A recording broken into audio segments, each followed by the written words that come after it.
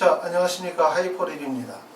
이번 시간에는 해외고 졸업 또는 졸업 예정자들이 국내 수시에 원서 접수를 할 경우에 지원할 수 있는 대학 또는 자기소개서를 어떻게 작성하셔야 되는지에 대해서 설명을 드리도록 하겠습니다.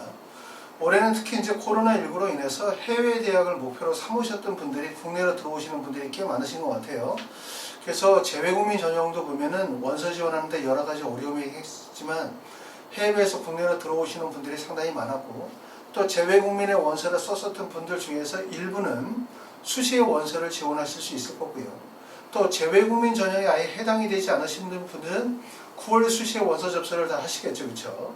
자, 그러면 우리가 원서 접수 기간은 9월 23일서부터 3일간 대부분 주어지게 되어지는데, 이렇게 해외에서 고등학교를 졸업하고 난 다음에 원서를 쓰시는 분들이 가지고 있는 어려운 점들이 있어요. 왜냐하면 국내 대학을 들어가려고 할 때 사실 어느 대학이 적합한 건지, 또 어느 대학에서 나를 뽑아줄 수 있는지, 또 내가 가지고 있는 여러 가지 스펙을 고려할 때 적정한 대학과 학과는 무엇인지, 이런 부분들을 참 판단하기가 무지 어렵거든요, 그렇죠? 그래서 이번 시간에는 그런 부분에 대해서 좀 자세히 설명을 드려보도록 하겠습니다. 자, 먼저 첫 번째는 우리가 대학을 갈 때 제가 항상 말씀을 드리지만, 특히 해외에서 고등학교를 졸업하고 국내 가시는 분들 또는 재외국민 전용으로 국내를 가시는 분들은 꼭 명심하셔야 될 게, 내가 가고 싶은 대학, 내가 가고 싶은 학과의 원서를 쓴다라는 개념이 아니라 대학에서 나는 어떻게 평가할 것인가, 내가 가지고 있는 장점은 무엇인가, 그리고 내가 들어가기에 적합한 대학인지를 먼저 생각해 보셔야 돼요. 그래서 이 점을 꼭 먼저 생각해 보시라고 말씀을 드려요. 다시 말해서 대학에서 생각하는 해외고 졸업자의 우수성은 무엇인지를 꼭 생각하셔야 돼요. 이 얘기는 뭐냐면, 보통 해외에서 고등학교를 졸업하신 분들의 상담을 진행해 보면 거의 모든 분들이 가고 싶은 대학과 가고 싶은 학과의 원서를 쓰려고 해요. 하지만 이걸 반대로 뒤집어서 뭘 생각하셔야 되냐면, 대학의 입장에서 생각할 때 내가 가지고 있는 장점은 무엇이고, 또 어떤 점들 때문에 대학에서 나를 뽑아줄 것인지를 생각을 하셔야 되거든요. 그러면 일반적으로 해외에서 고등학교를 졸업하신 분들이 가지고 있는 장점은, 국내 학생에 비해서 가지고 있는 장점은, 첫 번째는 표준화되어진 학력지표라고 할 수 있죠, 그렇죠? 전 세계에서 모두 다 인정이 되어질 수 있는 학력지표, 대표적으로 공인어학 성적 같은 거, 또는 IB 디플로마나 또는 AP 성적이나 A레벨 같은 것들, 이런 표준화되어진 학력지표의 우수성. 그 다음에 두 번째는 외국어 구사 능력이겠죠, 그렇죠? 일본어나 중국어나 영어에 대한 구사 능력들. 그리고 세 번째는 다양한 활동의 영역이라고 할 수 있어요. 물론 실제로는 해외 고등학교 학생들을 상담을 해보면 나라와 지역마다 차이가 있겠죠. 어떤 나라, 어떤 지역 같은 경우는 아주 많은 다양한 활동들이 유지가 되어지는 데 비해서, 또 어떤 나라로 가게 되어지면 사실 교내 활동이 거의 없는 경우들도 있어요. 그렇죠? 요거를 기초로 해서 해외에서 대학을 가는 경우는 딱 4가지 방법이 있어요. 해외에서 고등학교를 졸업하신 분들이 국내 대학을 갈 때의 첫 번째는 내가 우수한 학력지표, 다시 말해서 표준화되어진 학력지표를 가지고 있는 거예요. IB 디플로마 성적이 예를 들어서 41점이다, 42점이다, 또는 두 번째 AP가 봤더니 내가 3과목이 만점이다, 4과목이 만점이다, 또는 SAT 점수가 내가 1500점 이상이 되어진다, 또는 공인어학 성적 중에서 토플 성적이 120점 만점 중에 115점 이상이다, 이런 뚜렷한 학력 지표가 있는 경우 첫 번째. 이런 경우는 대부분 학생부 종합전형으로 해서 중위권, 상위권 대학에 진학이 가능하다고 볼 수 있고, 그 다음에 두 번째는 표준화되어진 학력 지표는 없지만 GPA 성적이 우수한 거야. GPA가. 그러니까 내가 GPA가 전체가 다 A등급을 맞았어 라고 하면 이런 학생들은 주로 어디에 원서를 쓰게 되어지냐면, 표준화되어진 학력지표를 제출하지 않는 학교. 두 번째는 학생부 교과 전형에서 검정고시 출신자나 해외 고등학교 졸업자를 국내의 학생부 내시로 환산해서 적용하는 대학에 유리하신 거예요. 그 다음에 세 번째 방식은 뭐냐면, 공인어학 성적이 있는 경우죠. 내가 공인어학 성적이 토플 IBT가 120점 만점 중에서 115점 이상이라든가, 또는 예를 들어서 공인어학 성적은 없지만 나는 영어 에세이 능력이라든가 영어 스피킹 능력이 뛰어나다라고 한다면 그런 전형에 맞는 학교를 쓸 수 있는 방법이 있어요. 그 다음에 세 번째는 이것도 저것도 없는 경우가 있겠죠.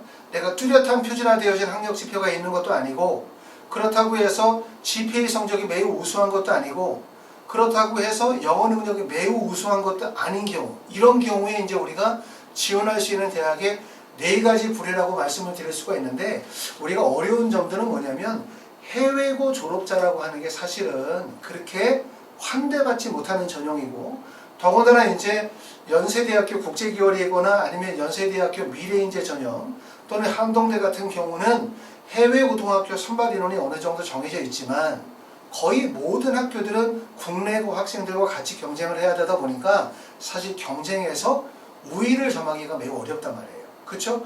그리고 실제 우리가 관심 갖는 부분은 뭐냐면 해외 대학 졸업자를 과연 대학에서 뽑느냐, 이 부분이 핵심이거든요. 우리가 서울에 있는 대부분의 대학들의 모집 요강을 보면 뭐라고 되어져 있냐면 국내외 고등학교 졸업 예정자라고 되어져 있어요. 그러면 해외 고등학교 학생들이 지원이 가능하다는 뜻이죠. 두 번째는 고등학교 졸업 또는 졸업 예정자 또는 법령에 의하여 라고 적혀 있으면 해외 고등학교 학생들이 지원이 가능하다는 뜻인데, 지원이 가능하다는 것과 실제 뽑아준다는 것은 여러 가지 차이가 있을 수 있는 거예요. 그래서 말씀을 드렸던 것처럼 해외에서 고등학교를 졸업하고 국내 대학을 가려고 하면 첫 번째 문제는 국내 고등학교 졸업자와 경쟁을 해야 되고, 또 두 번째는 해외 고등학교 졸업자끼리 서로 경쟁해야 되고, 또 세 번째는 해외 고등학교를 뽑아주는 학교가 많지 않다는 점, 그러니까 적절한 대학과 학과를 찾기가 상당히 어렵다는 점이 어려운 점일 수밖에 없어요. 자, 그런 점들을 보시면서 간단히 지난 시간에 제가 해외 고등학교 졸업자가 지원 가능한 전형에 대한 부분들을 정리를 했기 때문에 이 부분 간단하게 정리만 하겠습니다. 자, 첫 번째는 해외 고등학교 졸업자가 지원 가능한 전형은 첫 번째는 학생부 종합전형이에요. 학생부 종합전형은 서울대부터 시작해가지고 쭉 서울에 있는 거의 모든 학교들의 학생부 종합전형에 해당이 될 수 있다고 할 수 있고, 이 학교의 특징은 2가지로 나눠지죠. 첫 번째는 표준화되어진 학력지표 공인학 성적의 제출이 가능한 학교와 그 제출이 안 되는 학교들이 있어요. 제출하면 안 되는 학교. 그 2가지를 기준점으로 나눠진다고 볼 수 있고, 거기에 따라서 여러분이 대학을 결정하시게 되어질 텐데, 대표적으로 연세대학교 국제기월 같은 경우는 보시는 것처럼 해외 고등학교 선발 인원이 정확하게 명시가 되어져 있기 때문에 유리한 학교다, 이렇게 보실 수가 있습니다. 하지만 대부분의 학교들은 그렇게 제시가 되어져 있지 않아요.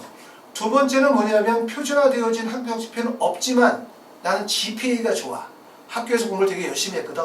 그럼 GPA를 결국 학생부 교과 전형에서 국내 학생부로 환산 점수를 적용하는 학교가 있어요. 이런 학교들은 예를 들어서 GPA가 A등급이다 라고 한다면 환산 등급 3등급에 환산 점수 97점 정도로 해서 주기 때문에 높은 점수를 부과받겠죠.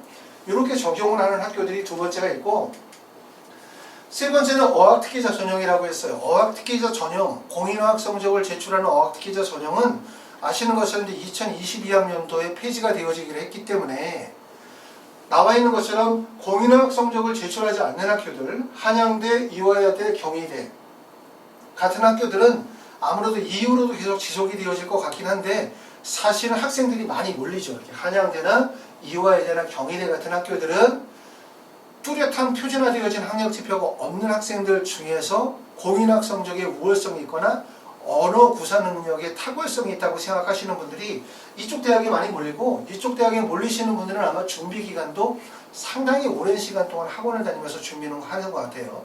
그렇기 때문에 매우 어려운 학교다 말씀을 드릴 수가 있습니다.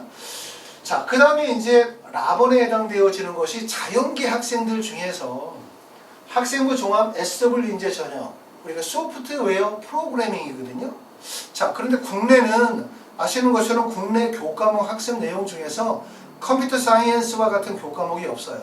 대부분 물리 교과를 선택하시면서 동아리 활동으로 코딩 동아리라든가 컴퓨터 동아리로 활동하시는 분들, 이런 분들이 여기 이제 SW 인재 전형으로 진행하시게 되어지는데, 해외는 보통 학교들마다 차이가 있겠지만 컴퓨터 사이언스라는 과목 자체가 있기 때문에 만약에 해외에서 고등학교를 졸업하신 분들 중에서 컴퓨터나 프로그램 쪽에서 동아리 활동이나 아니면 교과목의 선택이 있으신 분들이라면 이런 전형에 지원하는 것도 매우 유리하다. 그렇기 때문에 해외에서 고등학교를 졸업하고 난 분들이 지원하게 되어지는 전형이 첫 번째는 학생부 종합전형, 두 번째는 학생부 교과전형, 세 번째는 어학특기자라고 해서 공인어학 성적을 필수로 하거나 아니면 영어 에세이나 면접을 진행하는 전형. 그 다음에 네 번째가 바로 뭐냐면 SW 인재 전형이라고 할 수 있고, 그리고 다섯 번째는 이것도 저것도 아닌 경우에 갈 수 있는 대학들이 있을 거란 말이에요. 아시겠죠? 자, 이번 시간에 중점적으로 말씀을 드리려고 하는 부분들은 자기소개서 작성이에요.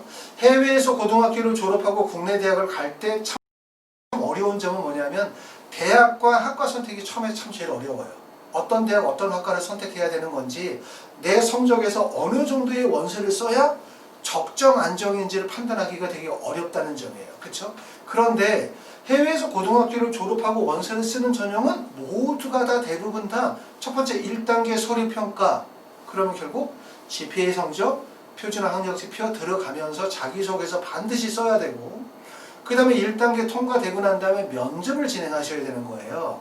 그러니까 준비 과정이 반드시 필요하거든요. 자, 하이퍼리뷰에서는 이제 해외고 졸업자를 대상으로 해서 입시 컨설팅을 진행을 하고, 그 다음에 자기소개서 작성을 해요.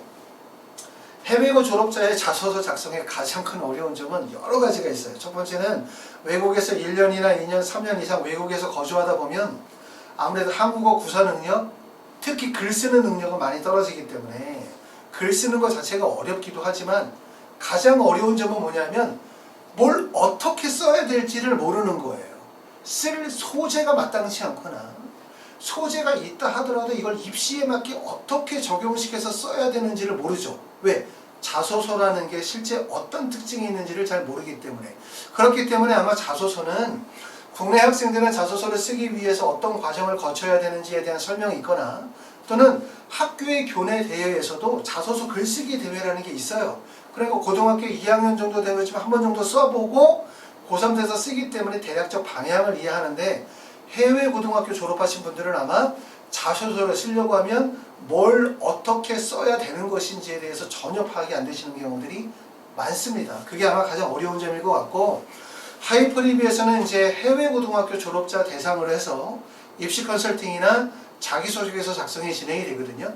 지금서부터 원서 접수의 기간은 충분히 많은 기간이 남았어요. 그렇기 때문에 해외에서 고등학교를 졸업하고 국내 대학 가시려는 분들 중에서 혹시 자기소개서를 쓰기가 정말 어렵다, 어떻게 써야 될지 잘 모르겠다, 쓰긴 썼는데 이게 맞는지 모르겠다 라고 판단되시는 분들이 계시다면 하이퍼리뷰 문의 주시면 저희가 첨삭 과정을 통해 가지고 합격할 수 있는 자소서를 만드는 과정을 도움을 드리도록 하겠습니다. 감사합니다.